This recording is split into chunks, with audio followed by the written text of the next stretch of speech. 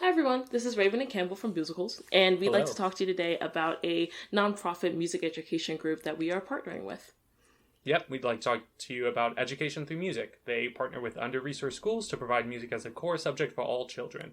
And they utilize music education as a catalyst to improve academic achievement, motivation for school, and self-confidence. Exactly, so they work with 52 different partner schools throughout New York City, and they work with them to institute sustainable music education programs by hiring qualified teachers, matching them with the school, and really equipping the teachers with the tools to succeed and be able to provide quality music education to all of the students attending that institution. So we think, from this podcast, we think it's incredibly important to provide music education to all children, that everyone should have access to it to help, really instill those lifelong passions that have been so influential for Campbell and I. So we believe that supporting this organization is the way you can support our podcast. Yep, and you can do so by going to p2p.onecause.com/musicals. Again, that's letter P, number 2, letter P, onecause.com/musicals. And yeah, you can really help these kids if that's what you're into. Support the youths. Okay. Shut up. That's don't patronize me. Okay. I don't need you. Enjoy the episode. I'm done with this.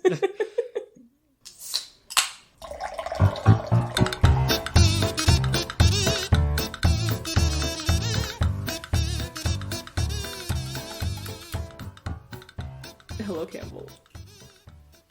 Hello, Raven. And welcome back to Musicals, listeners. The I thought you were saying podcast where that to we me, drink and I too was much. like, thank you. Okay, yeah, welcome back to your own fucking podcast, Raven. Welcome back to Musicals, the podcast where we abuse each other and get drunk and talk about musicals. Yep. Here we are. We done it again. Here we are again. Back at it again. Damn, Daniel. What's up? How are you doing today? I'm doing pretty good today. It's a really nice day. I didn't really get to enjoy much of it outside, but that's what the weekend's for, luckily. I don't know. It was a productive day, which is kind of gross, good. But I don't know. It is now the, end of my work week. End of the work day on a Friday. And I don't know how else I'd rather spend it than with you, Raven. Aw, I could think of a couple of ways. Scoff? Gasp? I had a pretty good day. Yesterday was my real productive day, but the last couple of hours have been very productive for me. Good. Because again, now we're here, and I'm hanging out with friends tonight and all tomorrow, and Sunday's going to be a me day, and it's going to be great. Oh, that sounds really nice. You're staring at me. Would you like me to ask you what music you've been listening to, Raven? No, I'd actually like to ask you what music you've been listening to. You're so annoying. I've been listening to a lot of different kind of music. I've been trying to catch up on some of the bands I do like. Mm-hmm. Some of them have released new albums within the past few weeks. Today, I believe, Half Alive released "Give Me Your Shoulders" Part 1. I started listening to it. It's really good. And Mother released this year, 2022, their new album Inside, the deluxe version. And I've been enjoying that as well. So I don't know, just trying to keep up to date with bands I like is what I've been doing. What about you? I've been discovering a lot of new music because, fun fact New about Music me, Friday. I don't listen to new music. All of the music I listen to is the music I already know, and I don't really listen to the radio. I don't listen to song radio. Oh, I listen to song radios occasionally. But this time, I was like, I'm just gonna listen to a random pop playlist on Spotify, and I wanted to listen to R&B, so I did the new jams playlist, and it's got some dope jams. So I started listening to LMI, or LMA, I'm not entirely sure how to pronounce her name. Taisha, Amber Mark, just a lot of really cool artists. There's just a lot of really good music being made out in the world, and I was like, oh, I should probably start listening to this. Yeah, so many times I find myself as I like what I like. I'm just gonna listen to that all the time. New music, I don't know what it is right now. And I was like, no, that's just radio music sometimes. It's just radio music sometimes, but there's such good music coming out right now. There's so much good music happening in the world right now. Yeah. Dula Peep. Also, I finally listened to Little Bird Bailey by Jasmine Cephas Jones. Oh my god. Raven. I think I died and went to heaven while I was listening to it. Her just stereophonic heaven is the only way I can describe that song. Correct. Yes. So Campbell, what movie are we doing today? Or a musical are we doing tonight? I mean, yes. We are doing a movie musical that is very close to my heart. Indeed. We are doing the 1999 direct-to-video animated movie Wakko's Wish, which is the movie from the TV show from like the 90s, Animaniacs, which in 2020 Hulu like rebooted it, and it's actually like really good. Oh, good! I'm happy for you that it's good. This Animaniacs like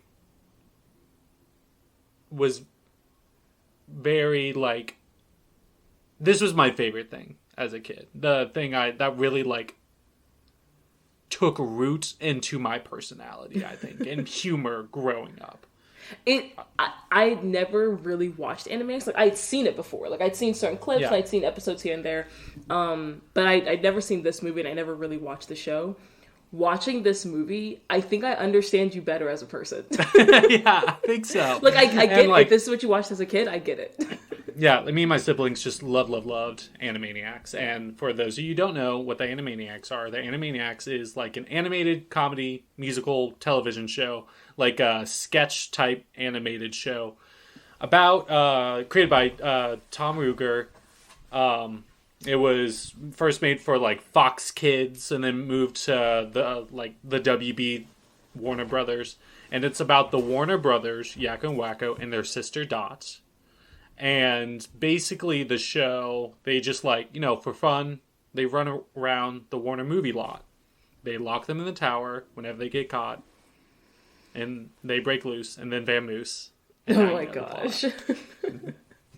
I love the Animaniacs so much, and like a lot of like cartoons like Pinky and the Brain. This is one of the like sketches, like some of the characters that were in this original show. The series ended in 1998, and then in 1999, this is also known as Steven Spielberg Presents Animaniacs. Mm-hmm. This is his like second animated show. The first one being Tiny Toons, which is like if Looney Tunes had a school for younger, like, animal cartoons to learn how to do comedy.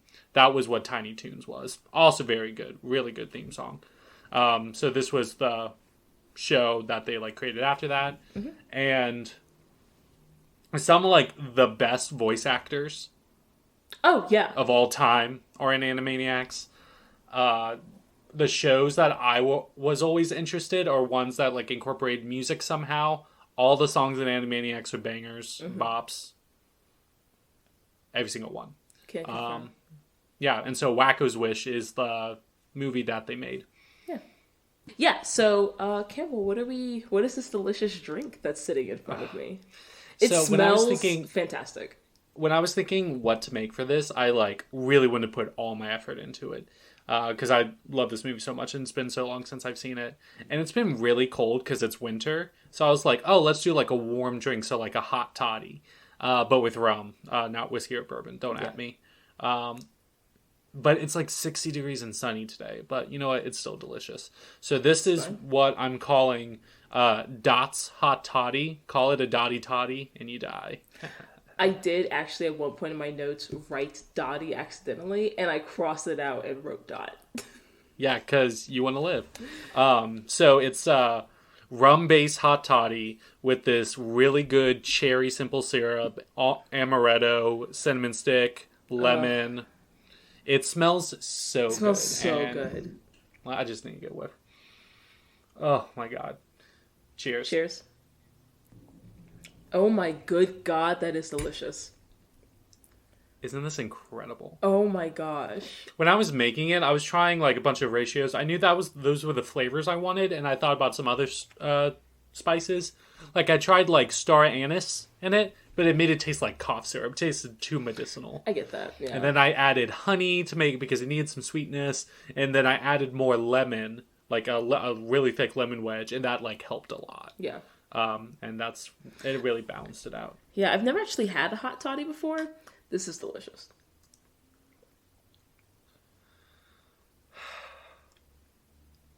How good is this? I really outdid myself with this one. See, I was going to say you've outdone yourself, but I still feel like the Fancy Campbell is a top-notch drink. I agree, but that's a a day like today would be a good time for that.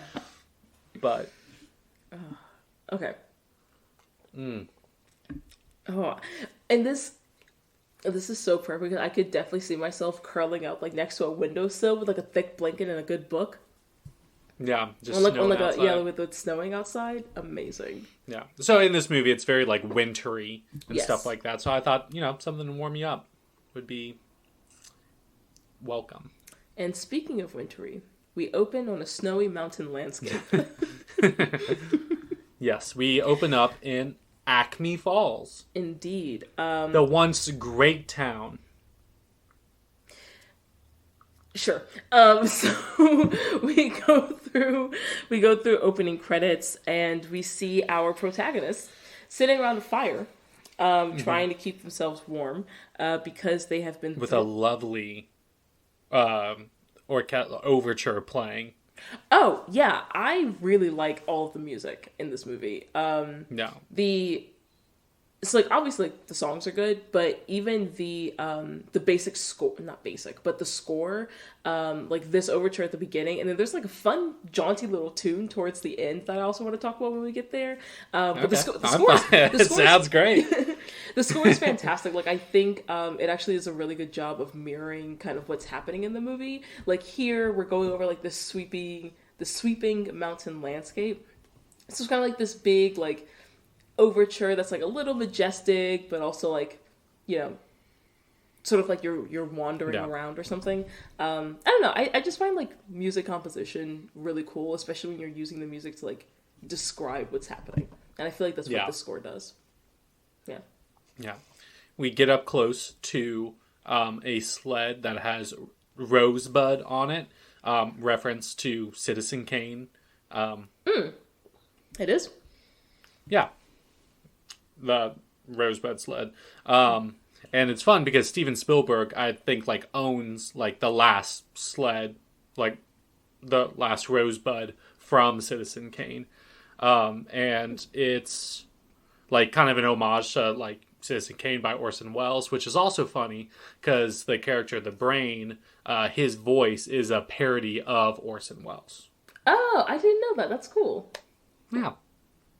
So we are introduced to the Wakko siblings. The trio. Wakko siblings. Warner siblings. Indeed. And it's funny because it's like the Warner Brothers and then like, WB and then has the period. Mm-hmm. Warner Brothers and their sister, Dot. Yes. And classic comedy. Oh, my skin looks fantastic right now. I mean, radiant. Thank you. Continue. You just got distracted. So that's really fun. So just like briefly, like some of like the main cast, a lot of them voice a lot of people. Yakko, the eldest Warner sibling, played by Rob Paulsen. He also plays Pinky and Dr. Otto Scratch and Sniff. But he's also, he's in everything. Just in everything. Just a few people that I like him as. Carl Weezer from Jimmy Neutron. Oh. Jack Fenton, Danny Fenton's dad and Danny Phantom. Mark Chang from Fairly Odd Parents, the alien. Mm-hmm. He's in the newest like Teenage Mutant Ninja Turtles. Spike in Land Before Time. He played Major Glory in Dexter's Laboratory. But he also has a really fun series, Talking Tunes with Rob Paulsen. So that's who plays Yakko, Pinky, and Dr. Scratch and Sniff. And then we have Wakko, played by Jess Harnell, who's also been the voice of Crash Bandicoot, Sophia the First. He was Secret Squirrel in Two Stupid Dogs, which was a fun show in my youth. Ironside in so many Transformers. And he was also like an announcer on America's Funniest Home Videos. And he, I don't know, really good voice actor. He based Wakko's voice off of, like, it's like a Liverpool accent off of Ringo Starr from the Beatles. And then we have Tress MacNeille playing Dot. Also plays Hello Nurse. If you didn't know, her name is Hello Nurse. Oh, I thought they were just saying that to her. No, well, yes, but that's her name. Hello Nurse. Morita Hippo and Mindy's mom. She's been in like all Simpsons, Futurama stuff. She's Skinner's mom. She's Daisy Duck. She's the grandma in Hey Arnold. She's Babs Bunny in Tiny Toons. She's Charlotte Pickles. Tommy Pickles' sister. Mom? Aunt. Oh, okay. Angelica's mom. Her name is Charlotte, yes. Girl boss. Yep. Gaslight Gatekeeper. Of the Rugrats world. There was this really funny bit. She's like so well known for like her impressions and stuff like that. There was this one bit in The Simpsons where I think like Bart is trying to go to bed. Homer's trying to like get him into bed, and they kept on. He like raised a cow that then went off to like be slaughtered, and he keeps thinking about it. It's like, oh, I can hear him mooing, and then sees one of those kids' toys. It was like the cow goes moo, like, and it was Animal Sounds of the Farm by Tress MacNeille, and it just like clowning her, which is real fun. Yeah, so that's who plays our wonderful, wonderful siblings. Fantastic. That are just like down on their luck in this film. Well, they're down on their luck because they were thrown out of an orphanage that went out of business. Yeah, that's different. They like the orphanage just closed down, so technically they were thrown out. But okay, and I don't know much about how orphanages are run. Shocker, obviously. But I feel like if your orphanage is shutting down, well, one, I don't feel like orphanages should be private. But I feel like if your orphanage... I also don't think prisons should be private, so... Oh, that fair. Yeah. If your orphanage is shutting down, you should have somewhere to, like, transfer the children to. Like, I feel like you can't just throw them out into the snow. Is that what used to happen? The country was in disarray. Oh, my gosh. I can't. Also... This is one of those things, like, Animaniacs does a really good job of being super illogical, but applying logic to all of that. Yes. So, I feel like you're trying to draw a line that we are unable to do. Let the experts handle it. Just believe them. Fine. That is something that I do like about this movie, though, is that it's very wacky, but everything still somehow makes sense. So I would say that's more zany. That is a fantastic word. Zany. I think that word's in their like theme song. I see it. Yeah. So we find out the history of where they live. Yes, there's this dude, King William, who died, and then King Salazar took over and everything. Mm-hmm. And Warner apparently is very bad at managing money. Oh yeah. Like, how did you not know you were broke? Surrounding countries tank their economy because they don't like him. Isn't that wild? Also, that is hilarious. Is what that is. So they were Acme Falls was part of Warner stock, but then they were overthrown by TikTokia. Topical. Renegade. There's also a line, pathetic band of downtrodden and destitute townsfolk. And a mime. Because this movie hates mimes for some reason. They hate mimes like Annie hates orphans. Like Annie hates orphans. I have no words for it. It's consistent in the show, too. And I don't know how many people like mimes, but I don't think anyone hates them as much as this movie does. Yakko especially. So yeah, everyone's broke because...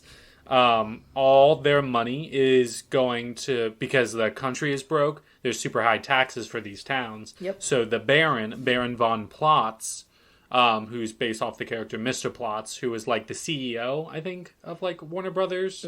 in the show. Taxes everyone for the king super, super high. And Baron von... Go on. No, go ahead. So the Baron in this is voiced by someone who's been in a lot of the musicals we've talked about so far, Frank Welker. He also plays Ralph the Guard, Runt, Buttons, Flavio Hippo, and Chicken Boo. Raven, did you ever just see a giant chicken in this and had questions? I remember a dinosaur. There would just be a giant... That's Baloney, the dinosaur. There would just be this giant chicken that's an Animaniacs character. And his little, like, sketch for that variety show would be... He would just be, like, a giant chicken that would wear a shirt and a wig and pretend to be human and do human things. He can't speak. He just because. And there would just be like, I don't know, he was just living as like a human person. There would be a guy who'd be like, that's obviously a chicken, y'all are idiots. And they're like, shut up. And then by the end of the episode, like a wig comes off. He's like, you are a chicken. He gets run out and has the best outro. You wear a disguise to look like human guys, but you're not a man. You're a Chicken Boo. So he also plays Chicken Boo. Children's animated entertainment. Do I make more sense to you? From the 90s and early 2000s was a lawless wasteland. Do I make more sense to you? Yes. When I look back at some of the cartoons we watched, I'm just like, especially y'all, like you being like my older sisters and like the earlier 90s kids, I'm just like, how are y'all / we okay? Like, Cat dog. Who were they? They were just letting anybody make children's cartoons back then. Cat dog. Yeah. So Cat Frank dog. Welker, we talked about him so much. Like he's like Fred in Scooby-Doo, Megatron, but he's also voiced like Curious George, Garfield, and cool. Nibbler from Futurama. Oh. So there's some fun Nice. more credits. He's on a lot of stuff. I can't help but feel like this movie is an allegory of Shrek-like proportion. Like What a fun sentence. when they were going over like this is who all these people are, this is what happened up to this point, I'm just like, I feel like somebody screwed somebody else over and this movie is about that. Oh man, I love this movie so much. Yeah, so everyone's broke, and then this is where we find out the Warners are orphans. And then we get into the song Never Give Up Hope, which is a bop. Indeed. My first note for the song is... Lay it on me. Yay, capitalism. Yeah. It's fun because they start the song off, it's just like, life's cruel, the orphanage, like, here are the all problems with it, and it was like, the sinks ran cold and hot running dirt. Yeah. Like, a lot of terrible things. And then they're like, but we miss it. And ever since then, Dot has been feeling low. Their main heat source is their own breath. That's bad. They literally have a chart showing how low they are on the poverty line. Like, this is meant for children. I thought that was a nice touch. I think so too. I mean, we're engineers. We love a good fact. I love a good graph. I don't know what to tell you. I mean, it like a good ordinate and abscissa, all about it. Mm-hmm. We find out that Dot needs an operation because she's very sick and dying. Yes. Mm-hmm. She has disease. Correct. We get introduced to other characters in their strife. We're introduced to Rita and Runt, this cat and dog pair. I talked about them when we were talking about Les Mis.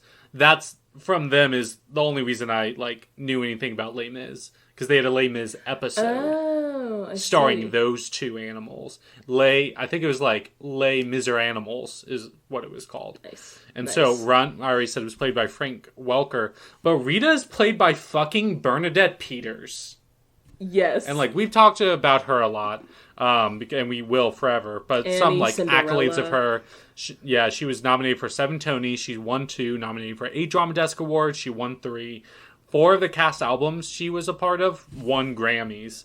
I mean, she was Sophie and Anastasia. I think is the only one we've done with her physically in it. Although she's like very known for her role. No, that would have been Annie. Anastasia was animated. Yeah, she was Sophie in Anastasia. But she wasn't physically, she was voiced. What do you mean by physically in it? As in, was a part of a musical we've talked about. Oh, sorry, my bad. Continue. Yeah. And also, shout out to her nonprofit, Broadway Barks, the animal charity. Y'all should check it out. But I love Rita the cat so much. And Runt just like... She's so funny. The bit is... He hates cats. And he was like, "You're a really good dog, Rita." And she was like, "I'm a cat." And he's like, "Oh, good one." Because he's an idiot. And their strife is they're like, they don't have a home. They have nothing to eat. Life sucks. Yeah. Then we see Dr. Scratch and Sniff, who in the show is the Warner siblings psychiatrist. And his assistant, Hello Nurse. Wild. And they're trying to create this new elixir that they can sell and profit off. We see the Baron, which is explosive, rich. Apparently. Well, we find that out later. Coca-Cola used to have cocaine, so it's fine. I mean, fair. Oh, but Wakko's just like, you gotta cheer up. Never ever give up. Hope. He's like the hopeful one.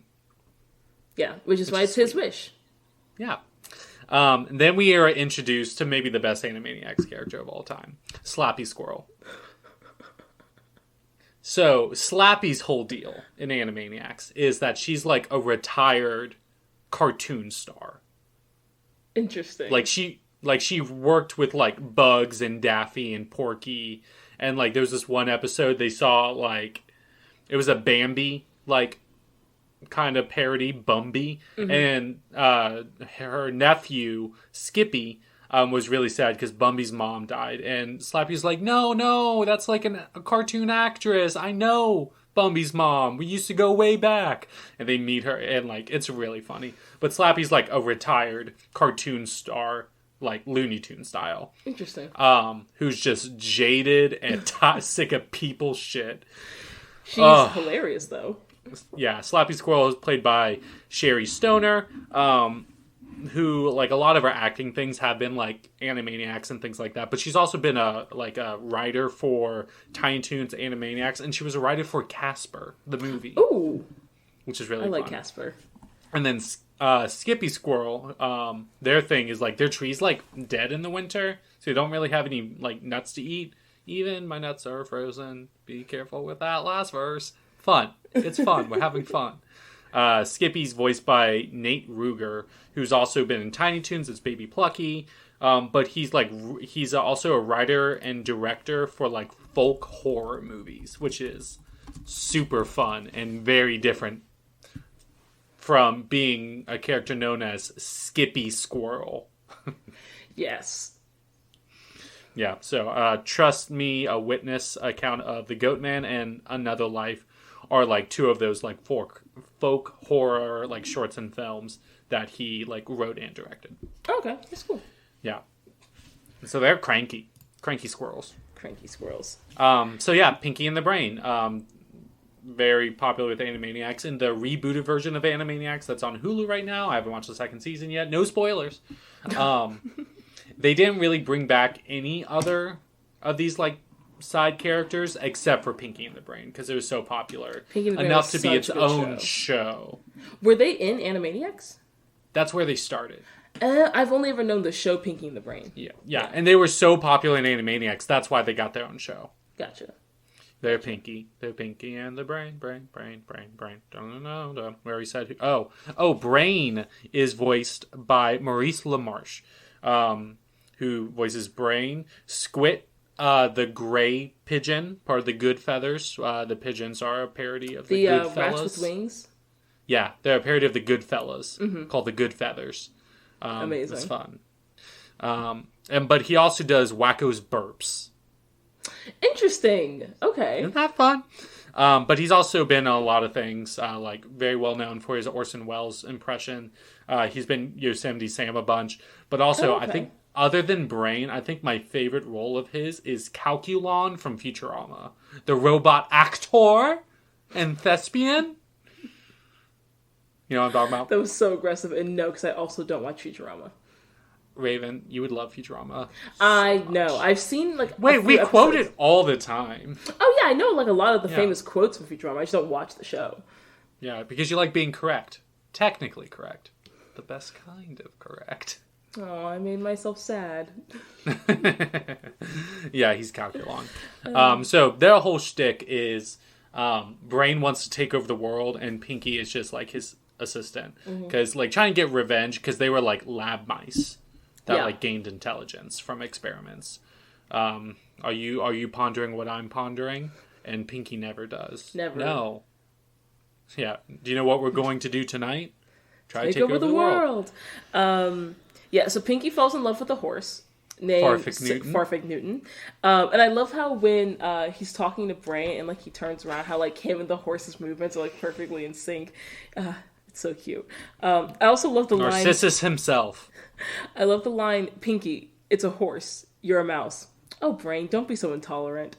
So great. So great. Amazing. So we're seeing, like, you know, the townsfolk, like, more of their strife. Yes. They're all poor and destitute. Slappy says, like, all we have is cream spinach, and Skippy's like, all I can say is spew. Cream spinach is good. I like cream spinach. Beg to differ. Whatever. And they're like, and Wakko's like, whatever. It's like, you gotta, like, don't give up hope. And they're like, are you a dope? Nope. Okay, I agree with you now. And like, just trying to be more hopeful. Just don't be a dope. Yeah. So then we see that Dot is indeed sick. And so Wakko leaves trying to find work. So that he can raise enough money for her operation. Yeah, so Yakko stays with her. And then they wait a full year. And during that time, we're introduced Farfig Newton. Brain's being really intolerant. And then a train comes into town. And we get into Train Bringing Wakko, which is a parody of the Wells Fargo wagon from the Music Man. Yes. Which I made Raven listen to when we recorded the Music Man episode. Oh, you did? I was we took a break and we listened to it. Familiar. Yeah. Yeah, that's a really cool song. I really like the rhythm of it. And it's one of those songs that, like, especially if you've heard the original, it's immediately distinctive. And I think also, like, it's one of those songs, like, a lot of people, even if you only heard it once and you don't really know what it is, you still recognize it.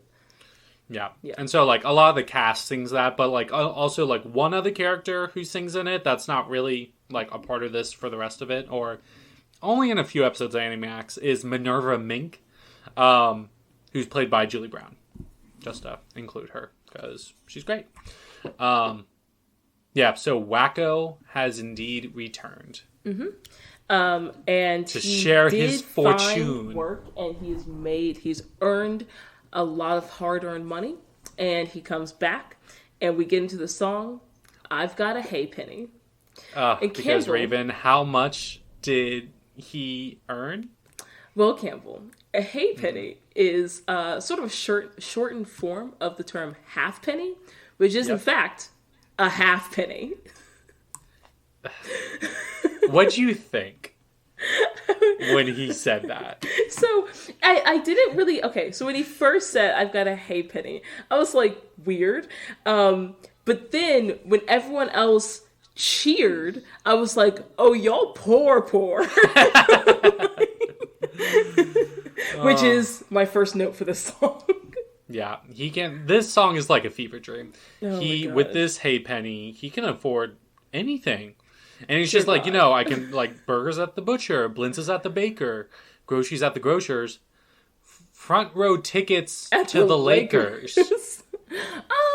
You might be a tad short. What I love about Animaniacs, it's just like, what time period is this? Yes. I am, however, almost done with my drink. Same here. You just finish it? Yep. Let's finish talking about the song. The song, and then, yeah. Listeners, we're organized. Yeah. We're professionals. This song is just really funny. It's very campy and jaunty and fun. I feel like if you were, like, say, either really drunk or really high, sometimes I try to, like, picture you watching these musicals I make you watch. Interesting. And, like, see how into you are. I, like, could see you going with some of the songs going, like, back and forth, like... I was indeed. This song reminds me of, you remember the Dr. Seuss book, Have You Ever Had a Rocket in Your Pocket or something like that? Yes. This song reminds me of that, and I love songs or like poems like that just like play around with words and just say like what words in the English language rhyme. Yeah, no, but it's also fun because they, like, in this song, it's very much, they were, like, saying, like, all the stuff he had to do. Yeah. Like, he chopped wood, he chopped suey, he pitched horseshoes in hay. Like, those, it reminds me of, like, Alanis Morissette's song, Head Over Feet. I only know the one Head song. over heels, head over feet. It's like, you held your breath and the door for me. Like those kinds of. It was very similar. Yeah, like, I know. I know. I got you. Yeah, so those are called solipses. Interesting. I was thinking, there's another word for it that starts with a Z. I pitched a tent and woo. Arthur Conan Doyle has been known to like use it a lot. The writer of Shakespeare, not Shakespeare. Yeah. Sherlock Holmes. SH fucked me up.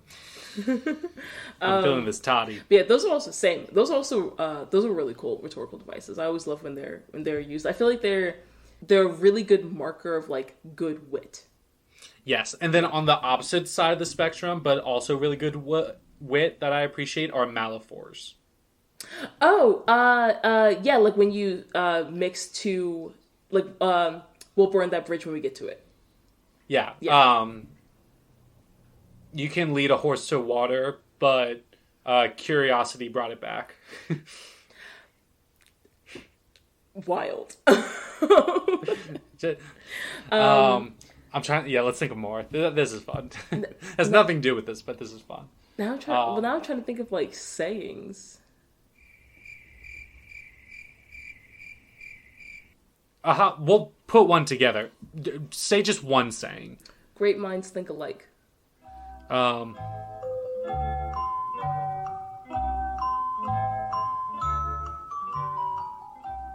A bird in the hand worth two in the bush.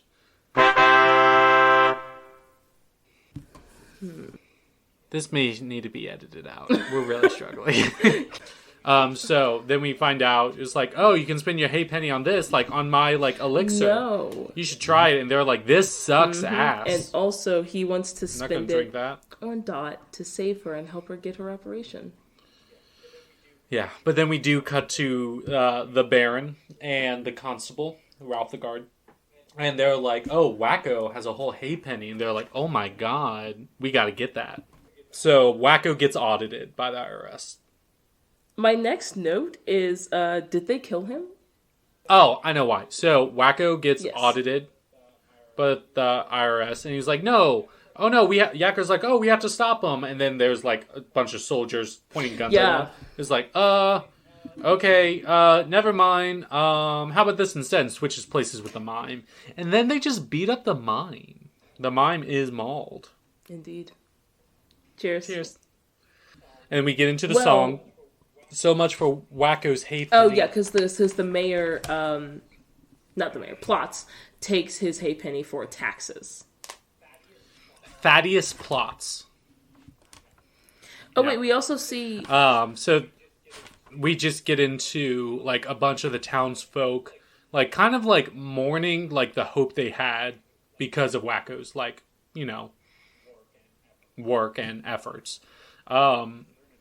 And Bernadette Peters is just such a good singer. Oh, yeah. It's just, like... Rita the cat is so talented. Everyone's depressed by this. Then we see Wakko's just kind of like mopily playing his mattress harp. Which, like, everything in this movie is just wild, and I love it. And then they're all, like, super sad, and we see... Wait, is this when Yakko is, like, telling Dot the story, the bedtime story? Bedtime story? Yeah. Yeah, they're like, putting Dot to bed. And she's like, tell me a story. And he starts off, there once was a man from Nantucket. She's like, absolutely not. Get the fuck out of here with that bullshit. I don't think I've ever known that limerick. Just like that bit. I've never known the full limerick, but I know the Let's reference. look it up. I'm not going to say this on the podcast. Doesn't it end with like fuck it? Yes, but that's not the worst word in this. I will now be telling Raven this limerick. There once was a man from Nantucket whose dick was so long he could suck it. He said with a grin, and he wiped off his chin, if my ear were a I would fuck it. This is a children's show. I have now said the limerick to Raven. This is a children's movie. Oh my gosh. Wait, there's another one. It said that was like the traditional one. Wait. There once was a man from Nantucket is the opening line for many limericks in which the name of the island Nantucket creates I want to say, I feel like... rhymes and puns. The protagonist in the obscene versions is typically prepared as well-endowed and hypersexualized. So that's the obscene version. The earliest published version was there once was a man from Nantucket who kept all his cash in a bucket, but his daughter named Nan ran away with a man, and as for the bucket, Nantucket. Oh, I see. Yep, but the one I said to you also is on the... there's a... To emphasize the importance of safety measures in genome editing, in Season 5, Episode 17 of Last Week Tonight with John Oliver about genome editing, the host recites, there once was a man from Nantucket who gathered some mice in a bucket. He altered those mice, engineered with a splice, and now all of the seagulls are dead. That's so John Oliver. Oh my gosh. Yeah. Okay, Poetry Corner over. Now it's time for a bedtime story. So, yeah. Yeah, so he tells her the story, basically about how she was born. She was born... Mm-hmm. How was she born? From the most beautiful flower in the world.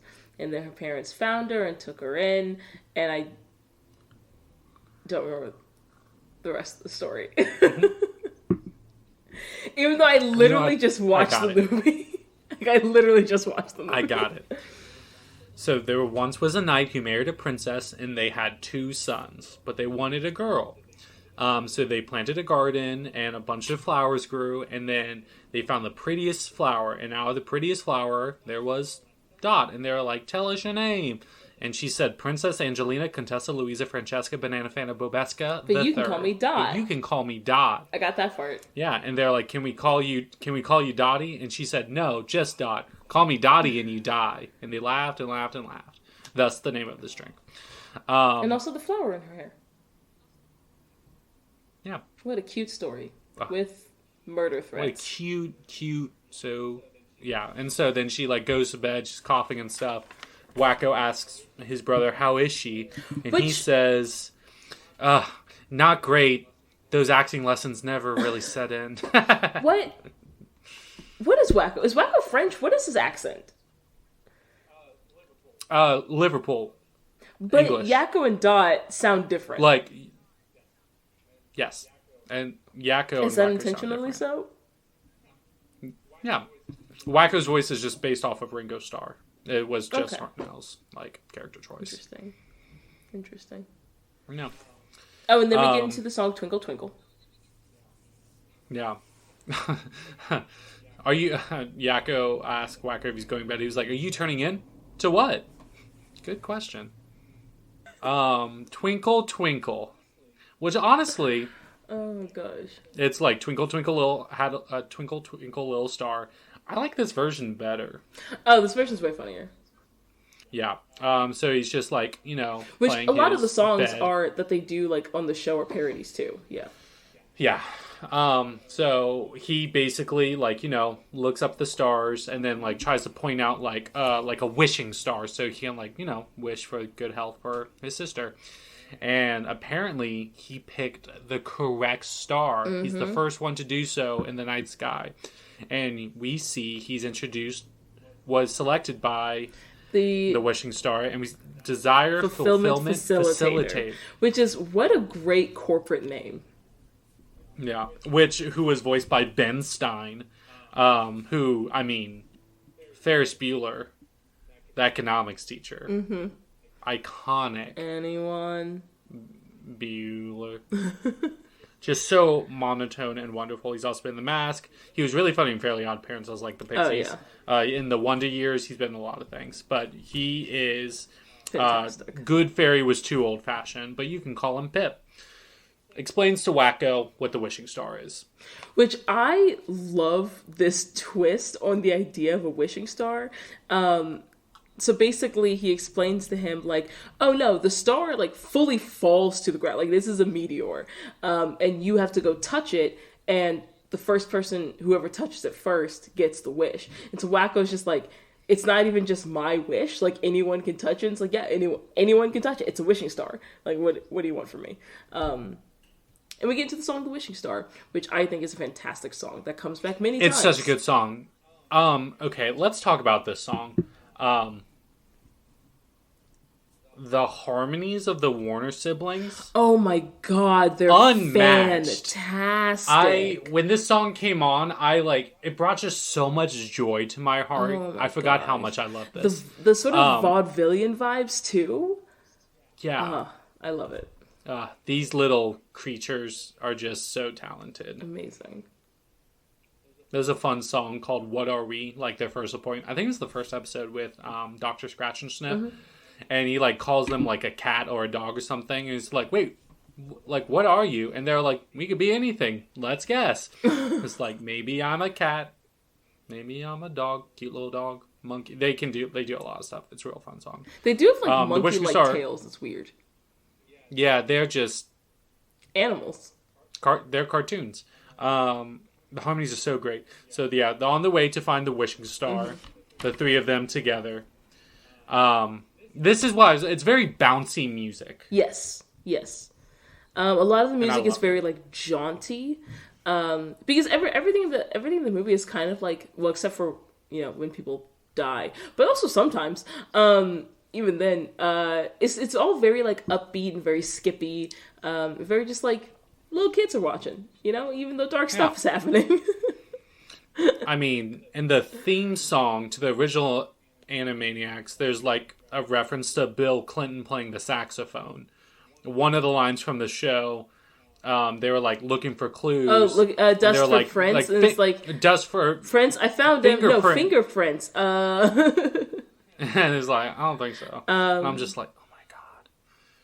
Yeah, this is and so they're just prepping to like set off on their journey to like find the wishing star. And this song is just great. There's very few things to say about it. But then the song transitions to being the tune of Hungarian Rhapsody number 2. That's the one. I couldn't find which one it was. Yeah, it's Hungarian Rhapsody number 2. And the townsfolk is like, what's going on? And it's real fun, real fast. Yeah. People are really talented. And the Warners are just explaining, is like, we're off to see the wishing star, the wishing star, the wishing star. And then once they explain how it works, some of the town folks was like, wait minute now. And I was waiting for that moment, because I was like, when are they going to realize that like anyone can go get this? And at first I was like, maybe they're going to do a twist and they're just going to like let them have it because they're all kindly folk. And I was like, oh, nope, there we go. Okay. No, then we turn into wacky races. And it's like, the wish belongs to me, me, baka, the wish belongs to me. And you see, that's Chicken Boo. Oh my gosh. Chicken Boo's great. People really hated Chicken Boo, but some people really liked him. So everyone's like setting off on their own modes of transportation. A plot point. Scratch and Sniff and Hello Nurse take Farfig Newton to carry their wagon, and Pinky is distraught. The mime gets trampled all the time. Yep. The Slappy and Skippy are there, like, going to go through the trees. And then we get to Pinky and the Brain's like, are you pondering what I'm pondering? And Pinky always is like, oh yeah, I know exactly what you're thinking about. But how will we get that weasel to hold still? Also, so everyone sets off, races away. Everyone sets off. We get to a beautiful ballad. The vehicle that the Warner siblings are using, is that a feasible snow vehicle? Is that a thing that exists? again, like, you're trying to put, like, logic to this. They've already defined their rules, which are Yes. their own. It's basically a sled with a sail on it. Sloop sled. I just don't think that would work. But I've also not been around snow very much in my life, so who knows? We hear a beautiful little ballad from Pinky. Just, thinking about his beloved. He wants to fuck that horse. He wants to fuck the shit out of this horse. And guess what? The feeling's mutual. Oh my god. And then people are like racing off. They kind of like get into like a little crash, and then Dot's like, maybe we should have kept this to ourselves. And they're just like off. When we see the king's horses and men stop the Baron. Cut back to Pinky and the Brain. Yes. Yeah, which Brain's just like, I know how we're going to get to the wishing star so we can take over the world. And he steals has a he makes a reimagine air screw by Da Vinci. Which, like, you know what? I was going to try to apply logic to the movie again, and I'm just going to not do it. I'm just going to not do it. Let these talking lab mice make an air screw. But that actually is really cool because Leonardo da Vinci actually did come up with a prototype device for flight, like way before the Wright brothers. That a lot of people don't know about, so that's cool. That was a cool little nugget. Just poor Rita and Runt. The whole thing is that they just want a home, and no one wants to give them one. That's their whole thing. No one wants them. Just no one wants them. Either one or the other, never both. This is why they're like, oh, what's an episode Rita and Runt can do? I know, Les Mis.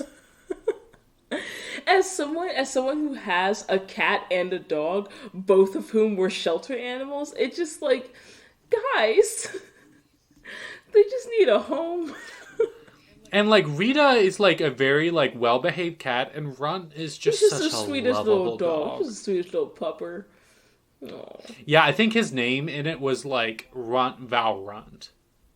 Interesting. In the Les Miserables episode. Oh, Runt Val Runt, like Jean Valjean makes sense. Checks out. Yeah. Yep. Rita may have been like the Fontaine. Interesting. Oh yeah, because there was a bunch of mean cats that they were locked away in, and the cats it was very lovely ladies. I have so much more context for this now.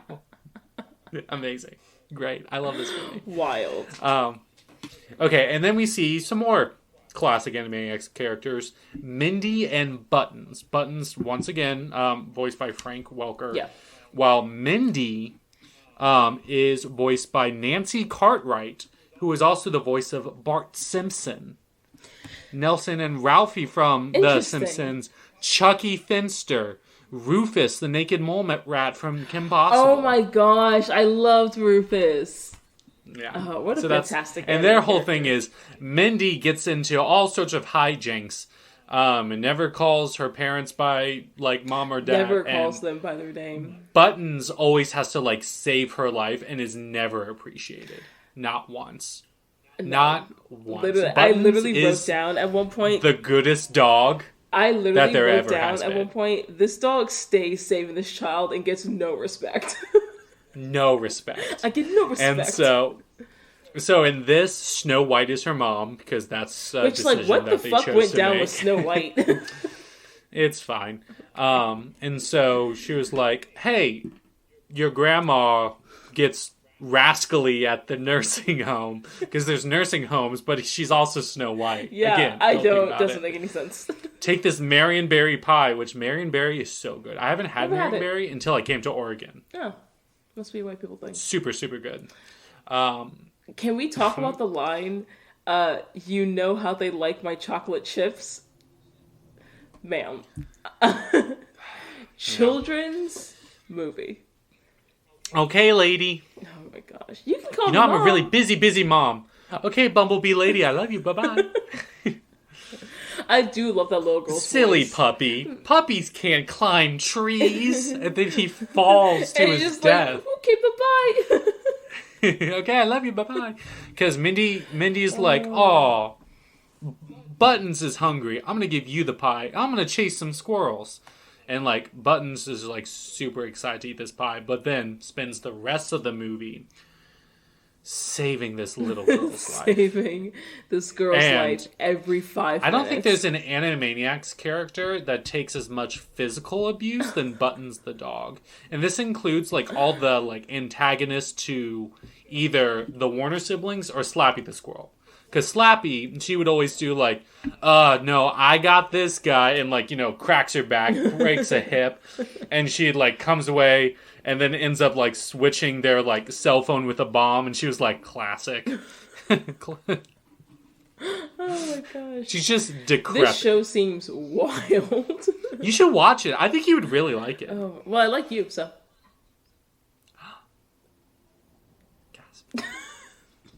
And then Pinky and the Brain, we see them head. This is where I wrote down that we actually see them head off, which, like, they got to be way behind. Oh, there was something else I was going to say. Yes. Something I love that they incorporated into this movie. Each of the, like, groups of characters have their own theme music. Yes, and they incorporated it, and which, I fun fact, loved it. Do you know what the musical term for that is? I recently learned it. Is it like a musical motif? Like, it's called a leitmotif, spelled Leitmotif. A leitmotif. Cool. I knew motif. Yeah. So it's basically a term for, like, whenever, like, you attach a musical phrase or theme to, like, a concept or a character. Gotcha. Yeah. So, like, you heard it with Pinky and the Brain, but I think my favorite one is Slappy the Squirrel. It is that they mix with some George of the Jungle kind of stuff. Yeah. Because they, like, George of the Jungle meets Robin Hood meets squirrels meets Looney Tunes is what they were doing. And Skippy is just like, you know, and Slappy's just like, George of the Jungle, Oh, man. She just wants to lie down. That's her character arc. She needs to lie down. I don't know if she wants to as much as she needs to. It could be both. She's tired. Oh my god. She's taking care of this young, prepubescent squirrel kid. And, they like, reminded she just me a lot of the mom and Jack from Into the Woods. Yeah. I was just like, Jack, boy cows can't give you milk. Have you seen, like, there's these, like, quizzes they answer, like, a million questions, and they pick, like, 4 fictional characters to describe you as a person. One of yours would be Slappy Squirrel, Raven. Like, one of mine would be Princess Bubblegum from Adventure Time. Oh, for sure. And no, that is not a compliment, listeners. Like, there was this one episode, like, while we were in college, and it's like, they were doing this sleepover in Candy Kingdom, and she was like, hey, Finn, you want to ditch this? And they do, and, like, when she was away, there was a full-blown revolution, death, decay. She was like, I'm trying to be, like, less manipulative, less in people's business, trying to work on myself, trying to be a kind of person. Let's see how everyone else is doing. Dead. We gotta go back. And that's how I felt with my fraternity, and you fuckers. And my roommates were like, hey, Campbell, that's you with us. I was like, yeah, I know. You are the right man. Like, the leitmotifs, super good. Yes. And I'm so glad. Thanks for educating me. You're welcome. I learned it from a YouTuber named Sideways. His channel is really awesome. You should check him out. Nice. Also, I've been listening to a lot more musical improv. Ooh. Love that. Listen to the podcast. Listeners, I know I'm promoting someone else's podcast. You can take a break from this episode and listen to this podcast more. I don't care, because it's that good. Listen to Off Book. Ooh. I feel like I've heard of that one. Each episode's like an hour-long improv musical with, like, a bunch of fun guests. Mention that. Did you watch... Yes, I did. Welcome to Mountport? Wait. Game Changer episode. Yeah. I did watch it. The Newsy and the woman, that's their podcast. Oh. And the pianist Scott is on there. That's really cool. Okay, I got you. How incredible was that? That was I was just sitting there like, oh my god. Like, there were full harmonies. He was so talented. So anyway, go listen to Off Book Podcast. If for some reason anyone from them, like on that podcast, listening to us, that's awesome. Please join us. Let's get drunk and talk about musicals. Yep. So the taxman cometh. So then we see that the Pinky and the Brain plots. Oh yeah, Pinky and the Brain go off on their still horny for the horse. Yeah. Has like miscommunication about let's die or continue to live and fly through the air. Very funny. Very funny. And then we get to the castle of the King Salazar. Yes, and we see that he's brought Plots, the taxman, and the constable before him. And he instructs them to stop the Warners from reaching the star alive, which is like highly concerning because like they're children and like you don't need to murder them, but that's fine. And he orders his troops to go like secure the star, basically, to make it like a military whatever. So King Salazar is voiced by Paxton Whitehead, who's been in so many things on Broadway. He was Tony nominated for his in 1980 for his like role in Camelot, but he's also been in My Fair Lady, The Harlequin, Sweet and Two. Been in a lot of stuff. Very, very talented. The captain of the guard, his head guard, Jeff Bennett, also plays Baloney the dinosaur. Amazing. Later in this. Is also the voice of Petrie from Land Before Time and Johnny Bravo. Wild! Do the monkey. Do. Amazing. Yeah. And so, he also doesn't trust Plots and Ralph. So, he needs to fetch the rats with wings. The good feathers. The good feathers being Bobby, Pesto, and Squit. Squit, played by Maurice LaMarche, the gray one. Pesto, played by Chick Venera, who like originated the role of Sonny in Grease, like before it was on Broadway, and was on Broadway. That's cool. Who's just like dancer, musician, actor, very talented. He's the angry purple one. And then Bobby, the older, like, you know, the voice of reason, is played by John Morano, who is also the gas station attendant in this movie. But he's also been in like episodes of Hey Arnold, Always Sunny, Young Sheldon, and a bunch of stuff. But together they are the Good Feathers, which is a parody of the Goodfellas. I feel like they get a sort of Three Stooges? What are the Hecklers and the Muppets. Well, not quite that mean, but like the Statler and Waldorf. Statler and Waldorf. Yeah, they gave me Statler and Waldorf vibes. Well, it's halftime, sports fans. I don't know why I said that. Anyway, it's Campbell from Boost Coles. I'd like to tell you all about Mr. Holland's Opus Foundation. This foundation keeps music alive in schools by providing vital support services to school districts and new musical instruments to underfunded music programs nationwide, giving underrepresented youth access to the many benefits of music education, leading them to success in school, and inspiring creativity and expression through playing music. There have been over 34,000 donated instruments and over 2 million students impacted by this organization. Some of the support services they offer are professional development for music teachers led by certified instrument repair technicians, and further community engagement and instrument drives, just to name a few. Again, Raven and I believe the best way to support us as a podcast is to support organizations like Mr. Holland's Opus Foundation that supports music education and the passion of music in our youth. You can donate at mhopus.org/donate. Again, that's mhopus.org/donate. Back to our nonsense. It's the curse of the devil setting in. You say this during Black History Month, too. Damn. Cheers. Cheers. God, so good. Okay. Yeah, so then we have like different like moments of the Wishing Star song that say like it's the king and Plots and Ralph is like the star belongs to 3 and the king's like me, myself, and I. Yeah. And then like the Goodfellas, so they're like, wait a second, fuck this guy. We want respect. The star should be ours.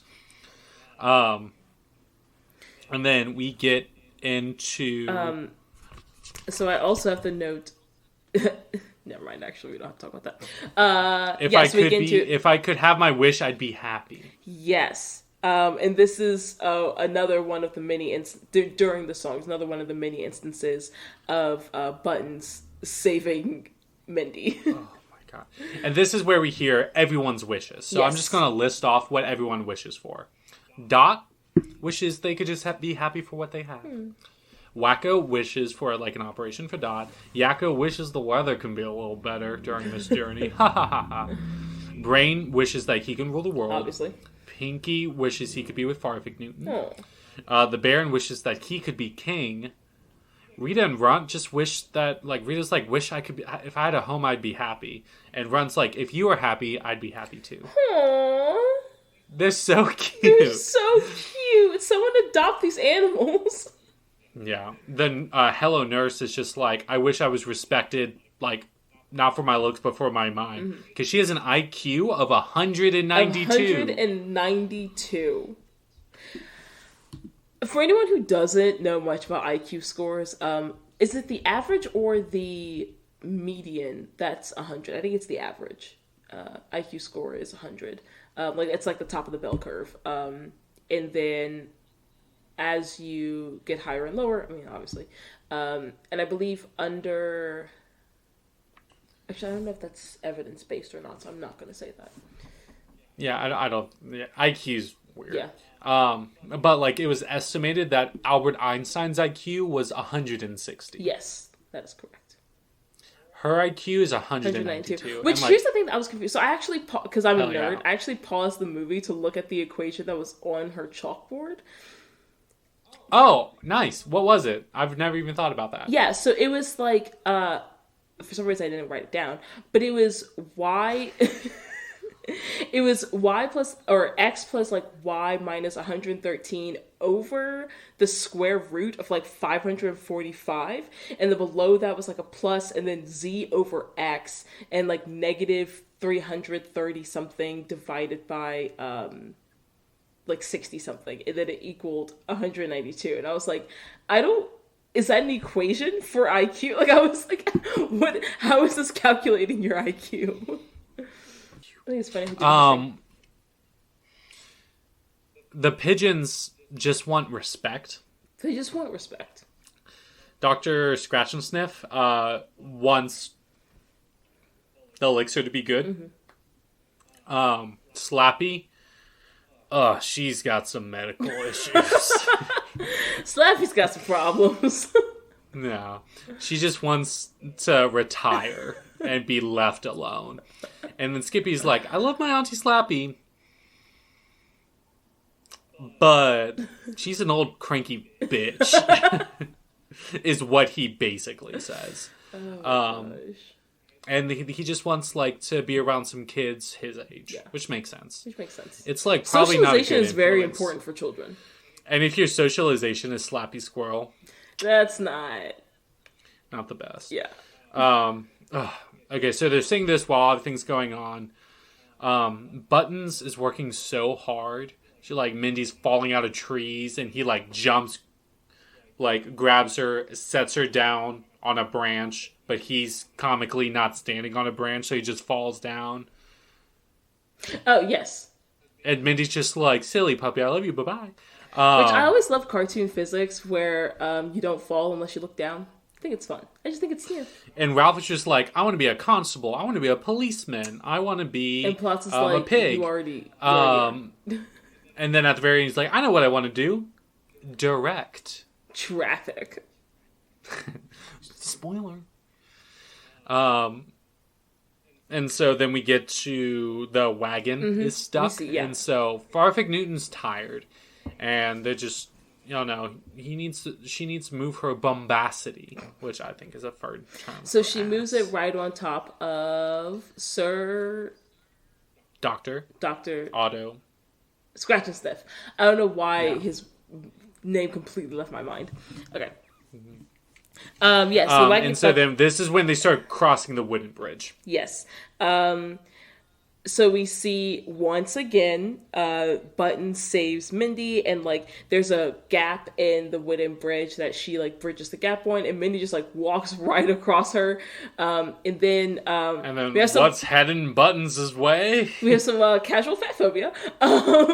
So we see the hippos, Marita and Flavio hippo. Yeah, I think in like the little skits that they're in, they live in like in cities, penthouses, super like luxurious, and it's very much like Morticia Gomez, like love for each other, and they're just like lavish. They look so happy and just like in love and carefree, and I love that for them. That's what the names are Marita and Flavio, and they just love each other. So they are walking across the bridge. Button's having a difficult time holding it, but then we see. Alas, from suspense from the sky, from above, the airship is falling because it collides with the good feathers. Yes. And hark, who sees? Farfig Newton, and he sees Pinky. She. My bad. Sees Pinky and falling to his Farfig death. Newton goes into maximum overdrive. And runs to go save Pinky. You almost spat out your entire drink. And it's like, I am speed, Sonic gotta go fast and furious. Oh, there's a reference to that later. Newton. To Sonic the Hedgehog. Oh, fun. Yeah. And so, also, like, while this is going on, and the Warners are, like, going off, Baron and Ralph have a missile launcher from their wagon. Yeah, of course. And then starts tearing apart their sloop sled. Mm-hmm. Yeah, naturally. Which then turns into snowboards. Yes. Were you confused by that? Nope. Not at all. And this is where we have this like fun, jaunty tune. And I have bum bum bum ba da da da da da. What is that song? Dun dun dun da da da da da da. Dun dun dun dun dun dun dun. Do not know, but it does indeed sound familiar. I mean, it's a classical musical piece. Yeah. Dun dun dun dun dun dun dun dun dun dun dun dun. No, it's da da da da da da da da da da da da da. Is that still Hungarian Rhapsody number 2? Yeah. Okay. It is because remember when Wakko's singing like I wish I may, I wish I might. Oh yeah. Find the wishing star tonight. Yes. That's the music that's playing. So it's still Hungarian Rhapsody number 2. Gotcha. Look at you. Who did that? Mr. Musical Analysis. Who did Hungarian Rhapsodies? Yeah, oh wait, no, I have it. It's Franz Liszt. Oh yeah. Liszt. I've never quite Liszt. Maybe he's German, so perhaps. Well, he's also French, but yeah, Franz Liszt did Hungarian Rhapsodies. Yeah, chaos ensues. And this is where we find out the elixir apparently explodes because they throw a bottle of it. There was like, because it's been shaken up a lot because it's going so fast, so like some things mix in. Because he is also a doctor, so he has maybe have some chemicals in this like archaic time. I mean, like maybe, but it was like the bottles of elixir that were exploding. Which I'm just like, that's and then like Buttons drinkable. gets like knocked into there with like Rita and Run. Yeah. And then like we see like the missile launcher kind of goes through the wagon, and then Rita, Run, and Buttons. Shit. Yeah, they like see that happening, and they're like, "Well, fuck around and find out." They see something explode. They look at each other. They're like, "We're going to kill these humans." Together. Some of you may die, but that's a risk I'm willing to take.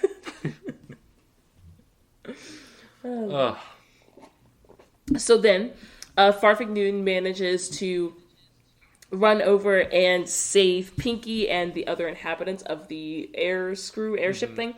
And in ludicrous fantasy style, Farfig Newton's licks pinky from his head to his toe. Which is so I cute. wanna take you down to the floor. Oh my gosh. I wanna. And then, Good. nope, you can stop now. Shout out to Megan Heckle, who gosh. that's her song. So Wakko drinks a bottle of the exploding elixir and burps so loud that it causes an avalanche. Oh no, that's not the exploding elixir anymore. Everyone crashes, everyone stops, and then things crash, and then you see a bunch of these liquids pouring into a new bottle. I missed that and part. then, as a good scientist, whiff not waft. Just kidding, that's the opposite. He just chug-a-lugs. He was like, "Oh, this is not bad." Gives it to everyone. Everyone's like on the same page now. This is delicious. Wakko test. Yes. Burps. Avalanche. Don't forget the second avalanche. And so they all snowboard down like the mountain. And here's my question. This is when I wrote down, when did Dot get better? Which is a spoiler for a couple of minutes later. Don't. No spoiler. Okay. What spoiler are you talking about? That Dot's not sick. No, yeah, that's a couple minutes later. It's like half an hour later. I mean, I guess. It's like half the movie later. We're in the last like 30 minutes of the movie already. The movie is an hour and 9 minutes long. Oh. Not bad. So anyway, I mean, but if it's for whimsy, Dot's doing what she does best. That's fair. Yeah, so avalanche, and like the Warner's the only one snowboarding and like, making it. Yeah. And so they make it all And then the way everyone else just like should have dies. died. Yes, correct. Fun fact, do you know how fast avalanches move? How fast? So there are different types of avalanches. I don't remember all the different names, but there are 3 different types. I think the slowest... Janet? I think the slowest one goes about like 30 to 40 miles an hour, but the fastest ones go like upwards of 80 miles an hour. That's so fast. Yeah. So yeah, they're dead. The score is so good. Oh, the score is fantastic. Like, you can feel the snow coming down. Like, it perfectly mimics what's actually happening in the movie, and I love that for them. Yeah, like, people are literally dying. Yep. And then the Warners are just shredding. And so they make it to the star, and they find that the king has basically set up like a military camp there. A quick reprise of the Wishing Star. Yeah, and built a full ice castle next to it. Like, okay, Elsa. Oh, I still have quite a bit left, but yes, another drink. And now we're gonna get another drink. Seemed like I had in my notes, ice castle? Question mark. Wild. Drink. Cheers. Dot coughs like a 70-year-old with emphysema. Yes, because like King Salazar is just like, oh no, like, go fuck yourselves. Oh, no. And they're like, anyway. Salad King Salad Bar. And Dot's like, no, I'm the cute one. Even my cough's cute. Tress MacNeille is so good at funny. doing caricatures of old women. I see it. That was so funny. She's also the crazy cat lady in The Simpsons, I believe. I've never seen The Simpsons. Like, I've seen clips and stuff, but I don't think I've ever watched a full episode. I wasn't allowed to watch it when I was younger. By the time I got old enough to watch it, I didn't care. Yeah. Me and my siblings watched it when we were younger. We had very different dinner, parents. like most nights, yes. Yeah, so they're just like, oh, execute the Warners. And then Yakko's like, no, but then you won't hear about... Which, like, the number of adults all the secrets... trying to kill these children is concerning to me. Yeah. They're like, oh, you don't know about, like, the other secrets of the Wishing Star.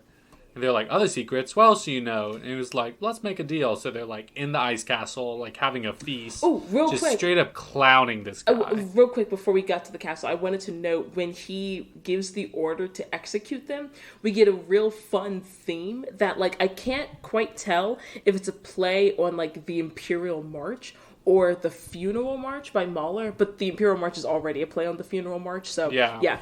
But yeah, it's just I just really like that musical, not imagery, but thematic relevance, I guess.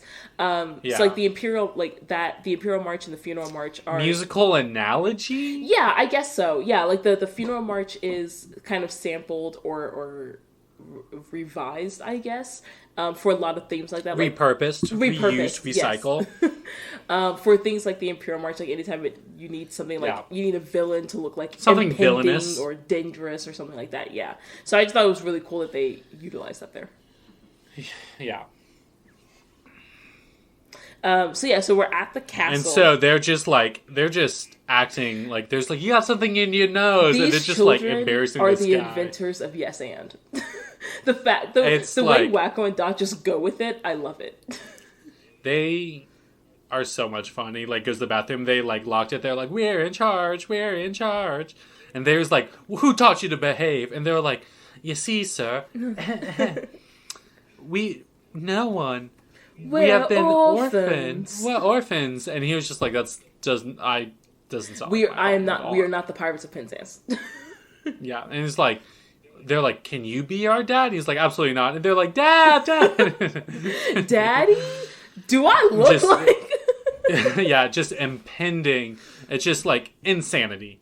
And then he was like, tell me what you know. And they were like, no. And then we get into the cave of your worst nightmares. Yes, I would definitely agree that these are some nightmarish images. They pull their nightmares from previous Animaniacs episodes. Oh, interesting. Okay. So the first one, we see Mr. Director, played by Paul Rugg, who this character is like parodying Jerry Lewis, who was an American comedian, actor, television personality, humanitarian, very well known for like saying like fake Yiddish kind of like exclamations. He worked a lot with Dean Martin. They were like a pair for a long time. Interesting. So it's just like making fun of him. Paul Rugg he was also the voice of Freakazoid, Dark Lord Chuckles the pig, the villain, and Dave the Barbarian, Bubba Barbarian. It's just really funny. And they're just like terrified. And then they get to the gas station bathroom. Was it in Dave the Barbarian, that line that's just like, using only a squirrel, some rope, and a megaphone, Dave constructed a megaphone? Yeah. And I loved his sword. I think the sword's name was Tallulah. Yes. Yeah, it was. Oh my gosh. Tallulah could get it. Concern. And it's a dildo if you're brave enough. Live your truth. Our joke was funnier. Is a little after the nightmares, but that's my next note. Yeah. So yeah, there's the gas station attendant who's also the voice of Bobby. Who hasn't cleaned the bathroom in 3 years. Before they even went in, I was like, oh no. And then we see, played by Jeff Bennett, Baloney the dinosaur. Yeah. And he's like, I love you. And they're like, no! Oh, man. Fun stuff. And so they like get to the other side and they're like, we'll tell you anything. We'll tell you anything you want to hear. Just don't make us go back. Don't make us go back. So, bad comedy, a gas station bathroom, and this beloved children's character. Absolutely not anything but that. Which is just hilarious. And so then they say, it's not what you wish for, but how you wish it. It's more complicated than you think. And so he goes through all these different types of wishes. Basically, wishing to be rich. Genie rules. Yeah, genie rules. So, like, he wishes for, like, $1 million, no, $2 million, and then, like, 2 million male deer trample him. You know, like, stuff like that. Good thing it wasn't mating season. And then, again, we see, like, cross-species flirtation. which is very prevalent. I thought that would have been the theme from the Wheel of Morality. Turn, turn, turn. Tell us the lesson that we should learn. They did that at the end of like a lot of episodes, and sometimes it would just be like random ass things. Like it was like pay your taxes, but if you don't have to, get away with it. You know, just like random big facts. things. All the dough in the world, huh? And Yakko's like, see, like dough. pastry joke. It's a joke. Do you get it, jackass? You fucking and bitch. Then calls the guards and be like, execute them right now. I'm not fucking around anymore. And they get like tied up to some stalagmites. Yes. Stalagmites. Yeah, because you might trip over them. They might reach the top. I like mine. I don't like yours. These kids are iconic. Also, Dot. Yeah, because then Dot is just like... Dot is that bitch. like, what, any last requests? And Dot's like, yeah, let us free. He's like, no, please. And then she turns up the cuteness to a 20. Wheezy. And the guy's just like, I can't, man. I can't do it. They're cute. I can't do it. No. Dot is that bitch. She really is. They are freed. And then the king, like, finds out that they're freed from the guard who let them free. Yes. And he's just like, they're too clever, just like their parents. And they're like, wait, what? And he's like, nothing. What does that mean? Let's kill them. So they're off to the wishing star, and they fired a cannon at them, and it hits Dot directly. And you see her crumpled in the snow. What did you... Raven, tell me your thoughts. I literally wrote down, Dot gonna die. Dot gonna die. And then, update, she dead. And then, ... damn, because she's alive. But, like, sadly, like, when she was, like, in her last breaths, it's like, tell me the story. Again. And then she tells the story. Wasn't and sad? as she says, call me Dottie and you'll die, she dies. But then she doesn't actually die because she's fine. And then all the guards are mad at the king. It's like, you killed her. I was like, you fired the cannon. In the time it took her to tell this story, y'all could have walked to that damn wishing star. She knows how to, capture it was giving Rit vibes. Yeah. Yeah. And it was very much, and then when they're like, wait, where's the other brother? And Wakko is just like touching the star, like got to the star. They were like, no. And Dot's like, I'm feeling better now. Those acting lessons did pay off. And I was like, oh, she's fine. Yeah, so then we... Wakko gets the wish, and he thinks really hard. What does he wish for? And Raven, he wishes for... Tell our listeners what he wishes for. Not one, but importantly, and this is important, listeners, 2 hay pennies. 2 separate hay pennies. Not a penny. 2 hay pennies. Because that's practically worthless. 2 hay pennies. And everyone's like silent, and then Yakko and Dot, they're like, they're real, and then everyone cheers. He's got 2 hay pennies today. And so then from the announcement of the 2 hay pennies, Plots is just like, no more taxes. Which felt weird. Yeah, and so they have enough for, it was a perfect wish. Because, like, everyone pretty much what they got it. They were able to get Dot's needed operation. Mm-hmm. And what was that operation? Her operation was a plastic surgery operation to add a beauty mark. And I died laughing. But she calls it a cutie mark. Cindy Crawford, eat your heart out. I died laughing. I was, oh my gosh. It's just like, are you serious? This bitch was not sick. You find sick. out the elixir was a success with the new, crafting team, Rita and Runt. Hello Nurse came up with the bottle design. Taste test, burped approved. Yep. Wakko is just stimulating the local economy. But the thing is, the narrator says, I never said, the narrator is voiced by Tom Bodette, who's also was like the announcer in the Animaniacs. Okay. But also says the phrase, the hay pennies changed hands all over town.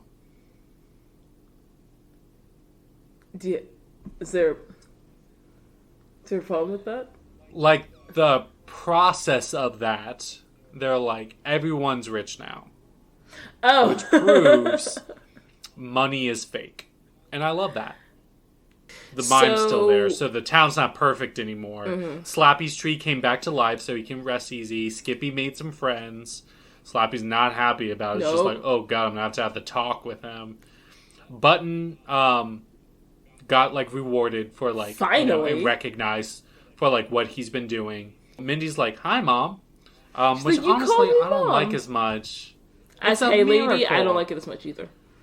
Yeah, so the Elixir's a success, so it's Scratchy Cola with their new CEO, who's, like, really killing the game. Hello, nerds. Crushing it. Potts becomes the king. Burgermeister king. So he just opens fast food restaurants, and that's... Yep. That's a path. Ralph directs traffic. The pigeons have feigned respect. Because they like sit in front of the Warner statues, and they're like, "We love those 3 things that we see right now." They're like, "We're 3 That's things. us. It must be us." The Warners found their birth certificates in the hospital and find out they were the children of the former king and queen. And then they kick Salazar out literally on his butt, and he gets eaten alive by dogs. Yeah, I assume he's dead. Are we going to talk about that? I see no need. Okay. Pinky was made the royal stable mouse, which is like, hey, go fuck them here's a character that wants to fuck a horse. Let's put him in charge of the horses. Do you remember that dude who fucked a horse and then he issued an apology and we were like, who are you apologizing to? No, there was also a guy that got fucked by a horse and died. Yeah, you can get fucked to death by a horse. Their penises are massive. Yeah. It was like Mr. Happiest. Whatever. Doesn't matter. And he was made the royal stable mouse by the new prime minister to the Warner siblings, Brain. So, like, Brain is a pretty good wingman. Yeah. Oh, yeah. As much as he chastises and physically abuses Pinky. Well, yeah, because he loves Pinky deep down. He loves him. And then Brain's just like, what are we going to do next? Plan for the sequel when we take over the world. And we get their Pinky and the Brain. Brain. Yeah. Do. Poor mime. They really hate this mime. There's no accounting for it. They don't explain why. And then we get into, like, the ending song, which is basically, like, Never Give Up Hope, that turns into a bit from Animaniacs. The wheel of morality, turn, tell us the lesson that we should learn. And what is the moral of the story? That you should never, ever give up hope. If you're feeling bad, just deal with it. That's on you. Yeah, that's on you. And then we get to the conclusion of this musical. Did you have a fun time doing this musical? I really did. This was it was a fun, like, again, zany, great word. It's a fun. They're zany to the max. They have baloney in their slacks. They're Animani, totally insane. Animaniacs. Pinky and the Brainy. Oh, true. Shirley MacLaine. They have, like, a lot of. I only know that theme because of you, because you sing it all the time. You actually do sing that theme a lot, now that I think about it. Yeah, it's just like... So, music by a number of different people. So, we have... the main credits go to Tom Ruger, Randy Rogel, who did the lyrics, and then Richard Stone and Julie Bernstein, who did the music. So, all of these individuals worked on the actual show, Animaniacs, as well. So, Tom Ruger was one of the creators of Animaniacs. He's an animator, screenwriter, storyboard artist, and lyricist. Man, just really does it all. He created Animaniacs and Hysteria. Do you remember Hysteria? I don't think so. Oh my god. Okay, so I loved Hysteria. My family had a couple of VHS tapes. Oh my god, VHS tapes. My family had a couple of tapes of the show. This movie was a straight to VHS movie. Wild. Spielberg did want it to, like, go to theaters, though. Yeah. I could see this doing well in theaters. Same. Critically acclaimed. Pretty much everyone loved it. It won 4 Annie Awards. It got, like, 98%, like, people review and, like, I think 96% critic review or something like that. It was received very, very well. But... Yeah, so he created Animaniacs and Hysteria, and Hysteria was another children's cartoon that basically told history, but through like joke and song form. So like Animaniacs type of style, but like all the cartoons are people, and they're like telling actual stories from history. Like Henry VIII was like a big one, like Ivan the Terrible, and like stuff like that. So I actually learned a lot of like my early history, like European history, I guess, is what they focus on mostly from that. So that was really cool. He began his career writing for Gilligan's Planet, which is one of multiple spinoffs from Gilligan's Island. He worked with Gene McCarty and Steven Spielberg at Warner Brothers, and they worked together on, among other things, Tiny Toon Adventures, Pinky and the Brain, Batman the Animated Series, and Freakazoid. And Okay, and those 4 shows explain me as a person. I see that. Batman To the a concerning Animated degree. Series. Batman the Animated Series is the best version of Batman that there has ever been. It's the most, I feel like it's the most award-winning Batman as well. I think so. It's so incredible. Yeah. Tiny Toons is great. Freakazoid. I haven't thought of Freakazoid in such a long time. Love it. Talked about it this week, actually. Oh, nice. With my boyfriend. He mentioned, he was like, did you ever watch the show Freakazoid? And I was like, of course I did. He's won 14 Emmys. Yeah, exactly. Then we have Randy Rogel, who is a writer, producer, singer, songwriter, and pianist. So he has won 2 Emmys and 1 Annie. He wrote for Animaniacs, Hysteria, and Sonic the Hedgehog. That's the callback there. Oh, nice. Which Sonic the Hedgehog? It was the Jaleel White ones? I don't know. I've never watched Sonic the Hedgehog. Jaleel White voiced like 3 different Sonic shows in the 90s. Of course he did. Why wouldn't he? I feel like Jaleel White is one of those celebrities that just does random stuff, and you're just like, oh, you're here. Yeah. I remember like when I was watching Dreamgirls, like I forgot he was in it. Movie? Big Fat Liar? Yeah. Of course I did. Oh my gosh. That movie's great. Paul Giamatti. Hungry as the wolf. If I was blue or green, I would die. I would die. If I was blue, I would die. Eiffel 65? Is that the name of that band? I think so. I don't fucking know. I'm going to look it up. I'm going to look it up. Like right this second? Yeah. It is. Okay. I was like, is it 64 or 65? So he 69. also has several soundtrack credits, including Monsters at Work, Phineas and Ferb, Rio 2, and Emperor's New School. Exactly that face. Oh, I've watched all of those. Right. No, I haven't seen Rio. Rio's pretty good. I mean, it's okay. Way to backtrack. Who are you trying to impress? So the composers, Richard Stone and Julie Bernstein. Richard Stone is an American composer. He's composed for Looney Tunes, Tasmania, Sylvester, and Tweety's Adventures, Ferris Bueller's Day Off, and 16 Candles. So he is fantastic. He's won a ton of awards. And he worked with Julie Bernstein, who was his orchestrator. She's also orchestrated for her husband, Steven Bernstein. As far as I can tell, no relation to Leonard Bernstein, but not entirely sure. But the last name is spelled the same. But Julie Bernstein is a composer, songwriter, orchestrator, and singer. She's done pretty much all the same shows as all of them. So all of them I've worked on, like Tiny Toons, Pinky and the Brain, Pinky, Elmira and the Brain, Animaniacs, like Hysteria, all of them. And she also wrote the songs for Tiny Toons Adventures, specifically Spring Break Special and Night Ghoulery, like those movies. I know them. Yeah. And so this movie was very well received. So during like some of the earlier screenings of the movie on like children and parents, they had like super positive reactions, and they got like a 97% positive review from the children and parents, and then 98% of like the children by themselves rated very well, and it got 4 Annie Awards for the I just movie. Looked up like the Rotten Tomatoes for it. There isn't a critic score, but the audience score is like in the upper 70s, like almost an 80%. Yeah. I mean, it's I can't think of like anything you can really dislike about this movie. There wasn't really any. Because I haven't watched this movie in years. I was like, I wonder if this still holds up. Because it does. It's also like I think one of the really great things about this movie, and something that helps it kind of hold up, is that like there's almost not really a plot. Like, there's a big thing that happens. There's a Thaddeus plots. What? Baron Thaddeus von Plots. I hate you.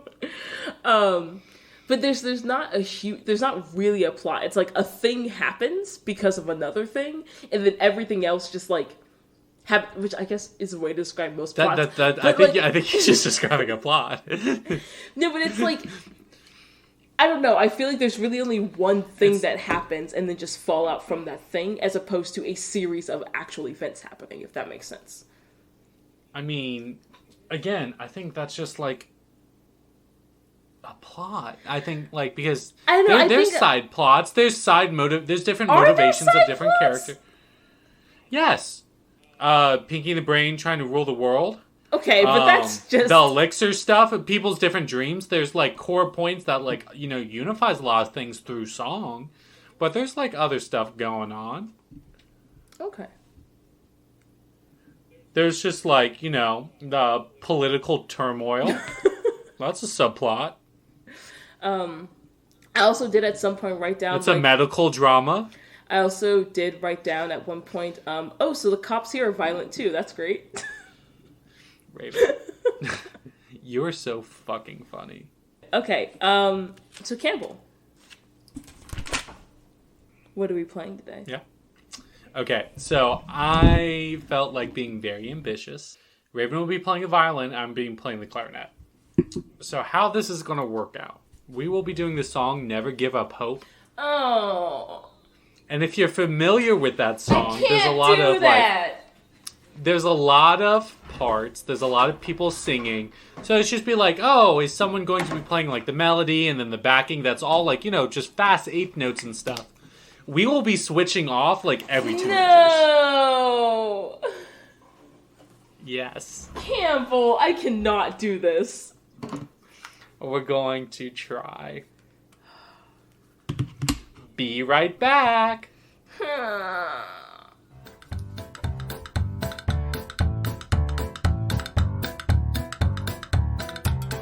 Hey everyone, in addition to our other nonprofit partners, I would like to do a quick plug for the Dottie Foundation. The Dottie Foundation is a nonprofit grant-making organization that provides monetary and product support to high-quality music instruction programs on the front line to improve access to music education. And every single cent raised goes directly to getting kids involved in community music programs, acquiring and maintaining instruments, providing college scholarships, and supporting new innovations in music education across 41 U.S. states and 189 cities. They accept monetary donations, of course, but also instruments. So if you have an old instrument that you no longer use, please consider donating it to the Dottie Foundation, where they can get it into the hands of a student in need. However you're able to contribute, you can go to dottiefoundation.org/about/donate. That is Dottie Foundation, DADDARIO, foundation.org/about/donate. Now please enjoy the sultry sounds of me and Campbell destroying music. Not bad. Not bad. That was the easy good. part. That was the easy part. So just think the lyrics and just do whenever you have lyrics. Okay. Give me a quick second. Another Sub-Zero morning. And then I go, and still there's nothing to eat. My feet couldn't get much colder. Our breath is a main source of heat. We're off the graph. Bum bum bum bum bum bum bum bum. Ba da da da dum. Okay. So that'll be.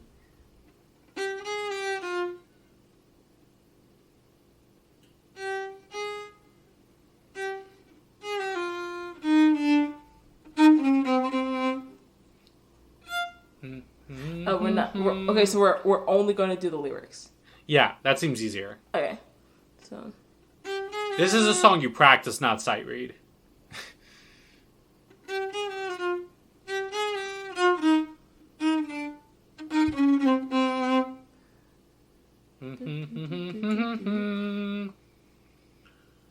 Oh, but it's going to be so quick, and I'm not going to be able to hear you. I'll try to play louder. Okay, so this will be I'm trying to think what... Oh, I don't have a metronome on my tuner. Oh, I do on my other tuner. One. Oh, we're going to do the same tempo? 1, 2, 3, 4. 1, 2, 3, 4. Bum, bum, bum, bum. It's the same tempo, but it goes from 2/4 to 4/4. Oh. Right? Oh, I guess so. I mean, maybe... I don't know. That's just what we'll do. Sounds good to me. Can you hear that? Yes.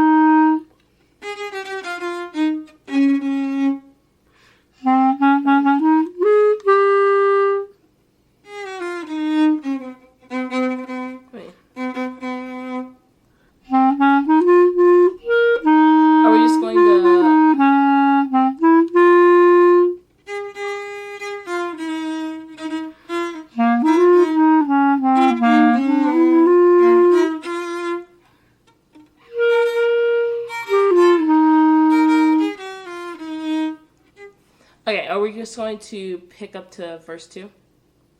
Pick up to 46? Or are we going further? Yeah, I think we should stop there. Cool. I think we can do it. If we go at that tempo, I can do it. Yeah, and it's very like call and response, and I think that's a fine way to sight read right now for us. Agreed. I can actually hear you very well, so I think this is going to work. Okay. Okay. So, 1, 2, 3, 4. That sounds like a good tempo. Yeah, but that first measure, 29, is still in 2/4. Oh, true. You're right.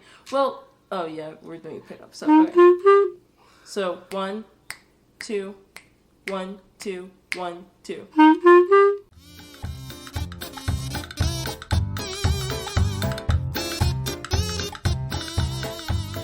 I don't know why my brain stopped reading music. That's fine. Do you want to do verse 2 to verse 3 now? Mm-hmm. It's like the same stuff, right? Pretty much. It looks the same. But it's a different key signature now. Correct.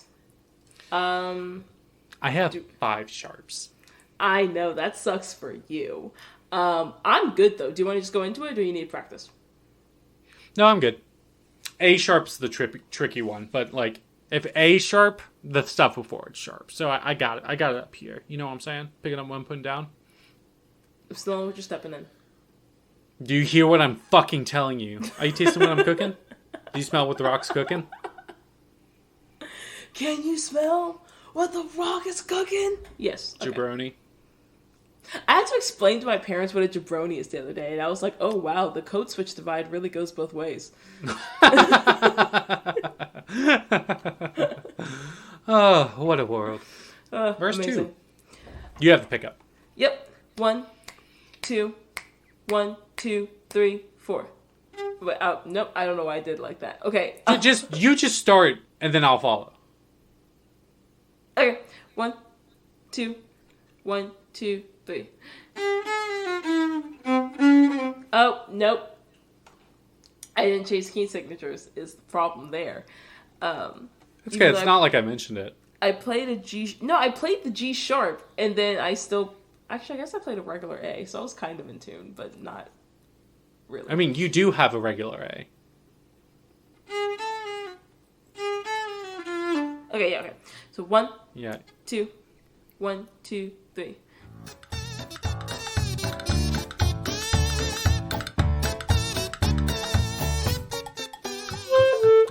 Narf?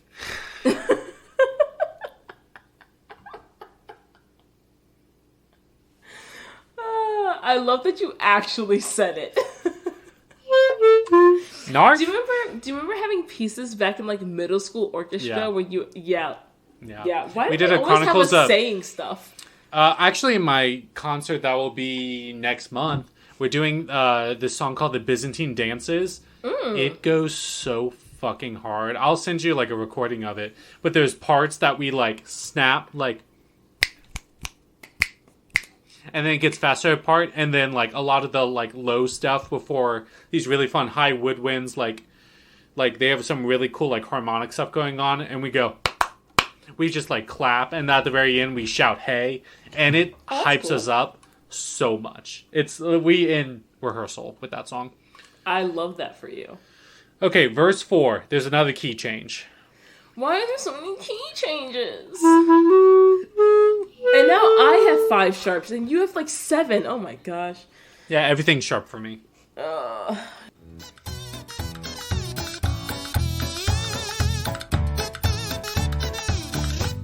We done did it. And not too bad, actually. Yeah, it's granted, if we had played more than just the lyrics, I would have been struggling. Oh, you and me both. Oh my gosh. I still played a few D naturals, but that's not gonna go there. I really like that song. I didn't know how I could do it, that we like who would play the melody or not. So I was just like, fuck it, we both will. We both do. I love that for us. That was fun. That was a great song arrangement, Campbell. That is a good song that we could just practice sober. Yes. So, Raven, on a scale of 1 to 10, how would you rate this musical? See, okay.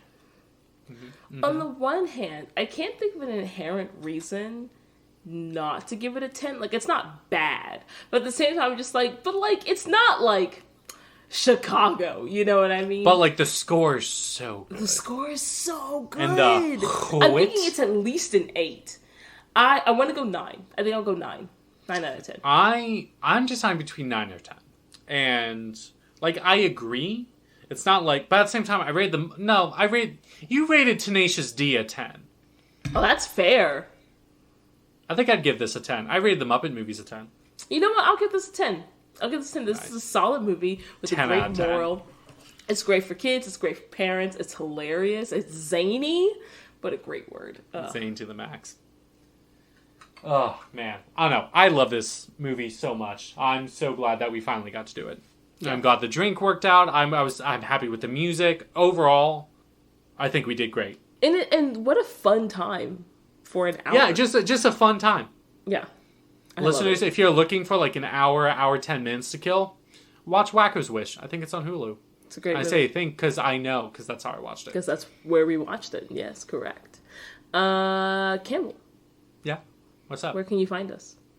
You can find us wherever podcasts are found. And that'd be Podbean, Apple products, Google Podcasts, Amazon, Spotify, Stitcher, iHeartRadio, Pandora, all that stuff. And if obviously, you're already listening on one of those platforms, but we hope you share to other people where you can find us in case they don't use those platforms.